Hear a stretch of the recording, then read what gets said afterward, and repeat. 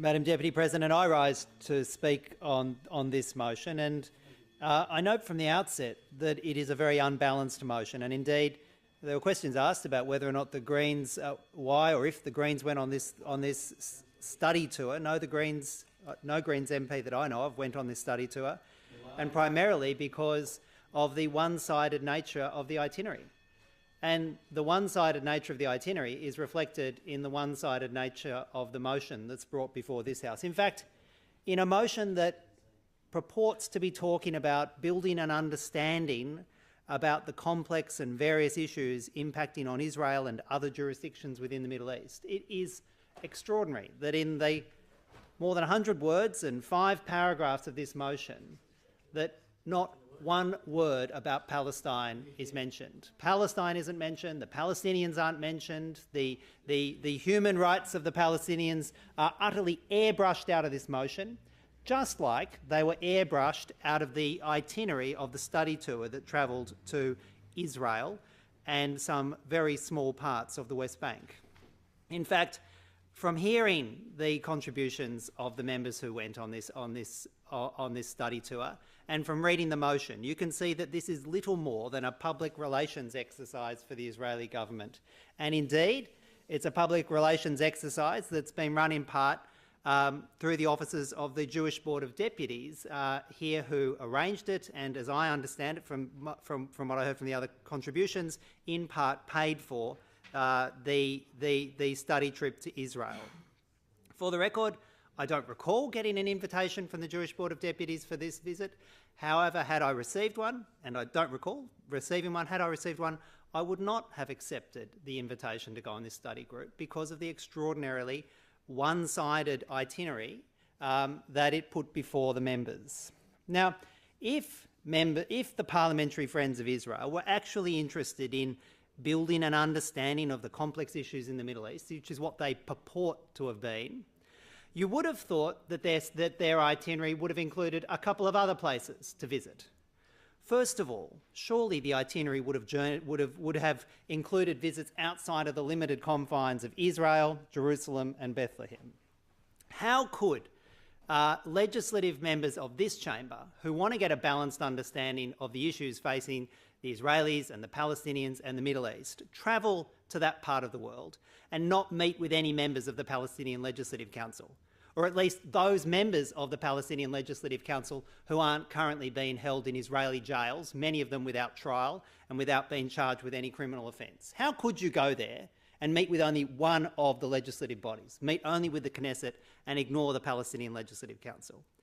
And how could you, if you wanted to get a balanced understanding of the issues facing Israel and Palestine in the Middle East, go to the other side of the planet and fail to visit Gaza, the world's largest outdoor prison? How could you have not gone to see the way that the Palestinians live under the illegal blockade, or spoken to the local health workers about the conditions in Gaza, or the paramedics about how they respond to the impacts of aerial bombardments by the Israeli military? And if you'd gone to Gaza, you would have been able to see the x-rays that the Gazan doctors show of the children's kidneys, riddled with kidney stones, because of the saline water they're required to drink, because the Israelis' wells on the edge of Gaza are stripping out the water, the fresh water from the arterial basin, and that arterial basin is filling up with saline water from the sea. That saline water fills the wells. Most of the water treatment plants have been destroyed by Israeli bombardments. And almost every child in Gaza has kidneys riddled with kidney stones and ongoing health problems. Next time, go to Gaza. Look at the children, look at the damage, look at the x-rays, get some balance in your visit. And if you'd gone there, surely you would have then gone to the West Bank and gone outside of Bethlehem and Jerusalem and spoken to Palestinian villagers whose lives and livelihoods have been destroyed by the apartheid wall. Talk to those farmers whose olive groves have been cut off by the illegal apartheid wall, who can't get to the fields that generations of their family had previously tended because of an illegal apartheid wall built by Israel straight through the middle of their homes, their villages and their farms. Surely you could have also met with people like the Israeli peace activists, such as Jeff Halper from the Israeli Committee Against House Demolitions, and spoken to Palestinians who have been illegally evicted from their homes and their land to make way for internationally condemned settlements being built by the Israelis.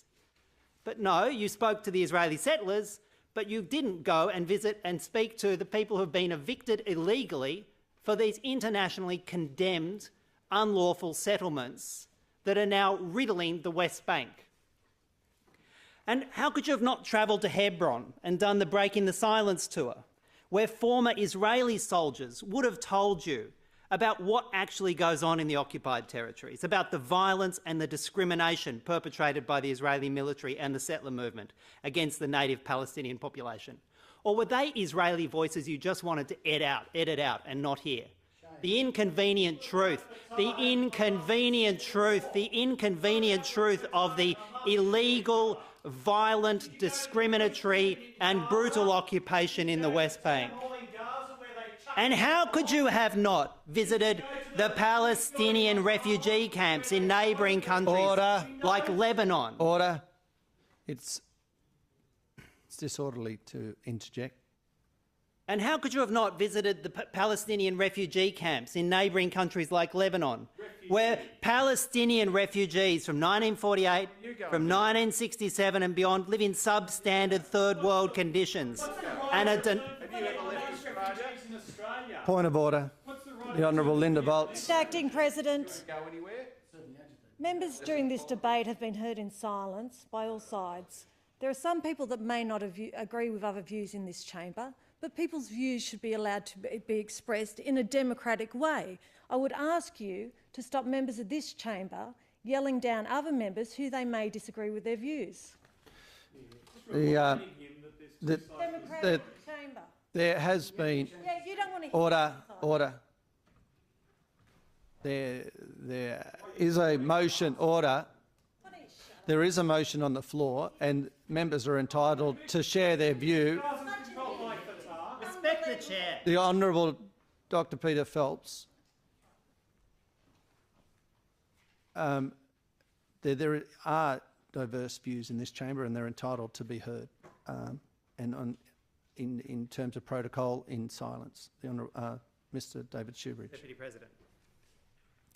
And how could you have not visited those Palestinian refugee camps in neighbouring countries like Lebanon, where Palestinian refugees from 1948, from 1967 and beyond live in those substandard third world conditions and are denied their human right to return to their homes? Not spoken to them, seen their title deeds, seen the keys that they still hold about their homes that were taken from them in those illegal occupations and those illegal evictions that have been going on for decades in that part of the world. And it is extraordinary to note that Labor MPs, one of them notionally from the left, would go to Israel, go to those small parts of the West Bank, but not travel to Nablus and meet with any of the Palestinian trade unions. And how could any of you have travelled over there and not spoken to the firefighters in the Nablus fire station, who were locked into their compound by Israeli tanks and snipers and prevented from doing their job as firefighters and saving the lives and homes of their families and friends for days and days, as homes burnt, children and other people died, while the Israeli military shelled and burnt their city around them? This is not a balanced motion. This was not a balanced visit. This was not about getting an understanding of the complex and various issues other than an Israeli understanding, other than a very narrow part of the Israeli understanding.